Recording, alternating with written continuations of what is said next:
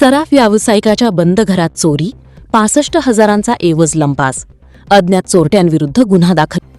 शिरपूर शहरातील आमोदा परिसरात अज्ञात चोरट्यांनी बंद घर फोडून रोख रक्कम व सोन्या चांदीचे दागिने असा 65,000 रुपयांचा एवज लंपास केल्याची घटना 24 मे रोजी सकाळी उघडकीस आली आहे.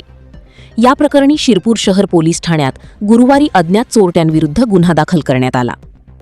याबाबत मिळालेल्या माहितीनुसार शिरपूर सराफ बाजारात गोपाल ज्वेलर्स नावाचे दुकान असलेले व आमोदा येथील टीके अपार्टमेंट साई पॅलेसमध्ये राहणारे सराफ व्यावसायिक विनय सत्यनारायण सोनी हे 23 मे रोजी रात्री पत्नी व मुली माहेरी इंदोर येथे गेल्याने विनय सोनी हे त्यांना आणण्यासाठी घराला कुलूप लावून इंदोरला गेले होते.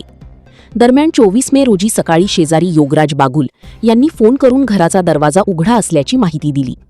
त्यानंतर विनय सोनी तातडीने शिरपूरला परतले असता घराच्या लोखंडी दरवाजाचा कडी कोयंडा व कुलूप तोडलेले आढळले. तसेच घरातील कपाटाचे लॉक तोडून सामान अस्ताव्यस्त फेकलेले दिसून आले. दरम्यान कपाटाची तपासणी केली असता कपाटात ठेवलेली 10,000ची रोख रक्कम, सोन्याची चैन, अंगठ्या, कर्णफुले तसेच चांदीची गणपती मूर्ती असा एकूण 65,000 रुपयांचा एवज अज्ञात चोरट्यांनी चोरून नेल्याचे आढळून आले.